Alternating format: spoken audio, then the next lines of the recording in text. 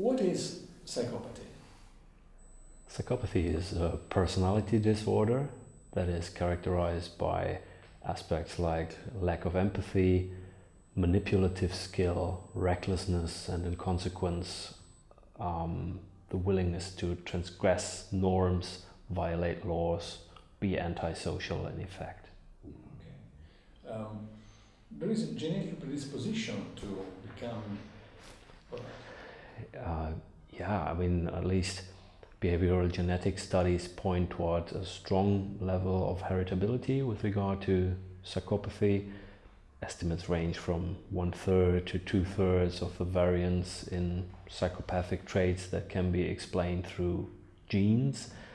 However, so far, molecular genetic studies were not able yet to identify single genes that would be accountable for these peculiarities, and also genome-wide association studies have not yet unearthed particular genes. So most likely it's a polygenic problem that comes about through the interplay of several different genes. Okay. The brain of psychopathies is different from the normal brain, or it's difficult to... Yes, there are findings from brain imaging studies, both structural and functional, that attest to peculiarities in both brain function and brain structure. With regard to structure, it's mostly the amygdala, so a small structure in the limbic system that is apparently smaller, has a smaller volume in individuals who are psychopaths. In functional terms, there are also abnormalities at the poles of the temporal lobes, and also most strongly in the frontal area of the brain. In your opinion, the psychopathy could be affect the criminal responsibility or not? That's difficult to say, and I mean, the mere fact that you observe differences between psychopath and non-psychopath in brain imaging does not yet imply that they are not responsible for their crimes. It would be more important to show that in everyday life they are lacking the ability of checking reality or responding appropriately towards social situations. So in that regard, I don't think that scanning techniques can answer this question for us. Legal tradition mostly has been not to consider this as relevant for legal responsibility. So more or less, this is how criminals are like, therefore it's not a reason not to be considered culpable. However, this line of defense or line of argument becomes more endangered the more genetic, behavioral, and also brain imaging findings show abnormalities in the brains of psychopaths. How is it possible to measure the psychopathy? There are different modes or ways of measuring it. Clearly, self-report questionnaires, although very useful in basic research, are questionable within the area of forensic and clinical assessment, because the disorder is so closely linked to manipulative skill, and asking someone with strong manipulative skill to answer questions like I never took more than I was supposed to take, or I'm a very friendly person, or I never hurt anyone, is trusting in that person's honesty. Therefore, the usual way of assessing the disorder is by observer rating instruments or clinician rating instruments, most prominently the psychopathy checklist, PCL.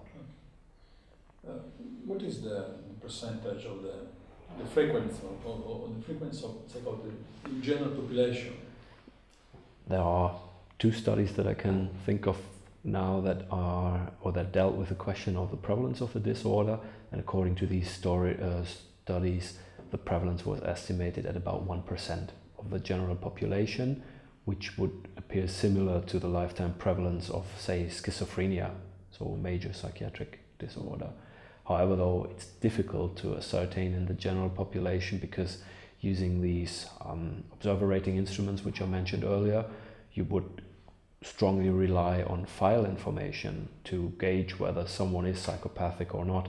However, with people from the general population, you usually don't have files at your disposal to see how these people generally tend to act, and so you have to mostly rely on the interview, which makes the whole endeavor slightly unreliable.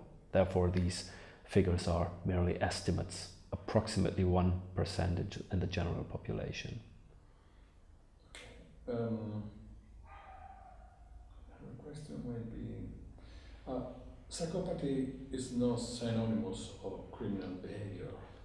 Of course not, no. Not every criminal is psychopathic, and as far as we know, maybe not every psychopath commits grievous offenses or crimes. However, the risk to become criminal is greatly enhanced or much higher if someone is psychopathic. Criminological cohort studies estimate that about half of offenses committed is due to persistent or repeat offenders, and among these persistent offenders you have a particularly high proportion of psychopathic individuals. So in particular, violent and serious violent crime to a large portion is committed by psychopathic individuals. In correctional institutions, the proportion of psychopathic persons is about 1/4, so much higher than the rate in the general population. What about the gender or psychopathy? Well, it is doubtful whether psychopathy can be measured in exactly the same way in men and women. So there are scholars saying that psychopathy is expressed in a different way in women than it is expressed in men. One of these prevalence studies, which I mentioned earlier, showed that apparently the rate was equally high in men and women. That was a study from the US. Another study from the UK found that the rate was strongly different between men and women. Actually, they didn't find a single psychopathic woman in the study. That, however, was a telephone survey, so most likely not as reliable as the face-to-face interviews conducted in the other study. Okay. Is it possible, in your experience or your opinion, you're like a researcher, to assess a psychopath person during the interview, things like behavior in order to understand if the person in front of me is...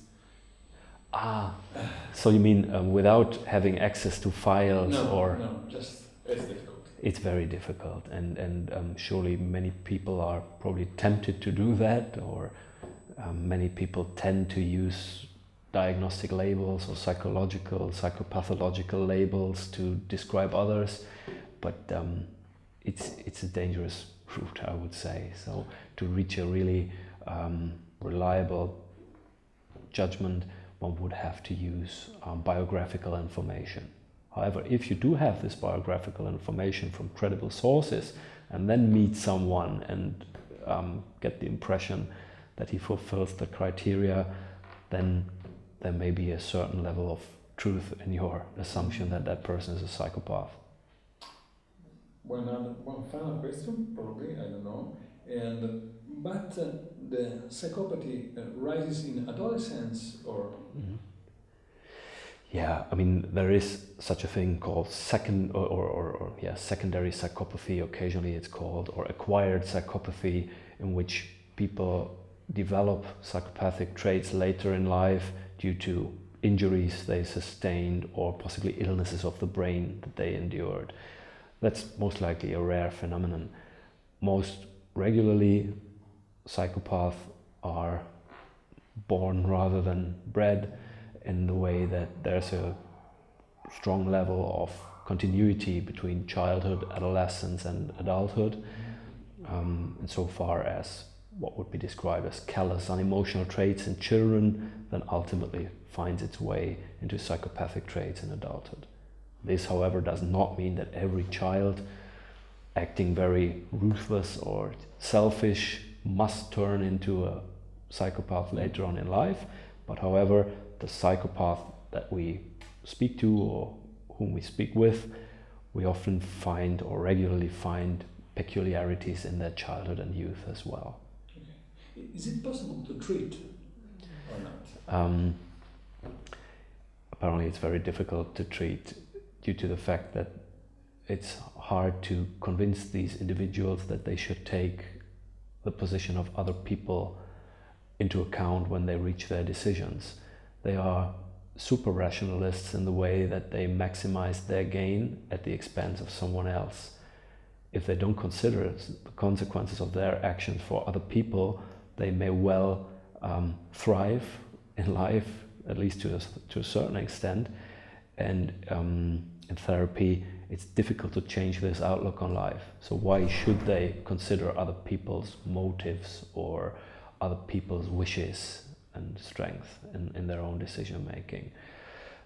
There are a few studies nowadays that point towards positive effects of treatment interventions with psychopathy as well. There's a paper by Devon Polashek pointing out these advances. However, to my knowledge, there's no randomized controlled treatment trial yet that would show a proper change. Okay. No more question for me. If you have something to do, something to say, but it's okay for me. It's good for you. Good. Thank you very much. Nice. Thanks to you.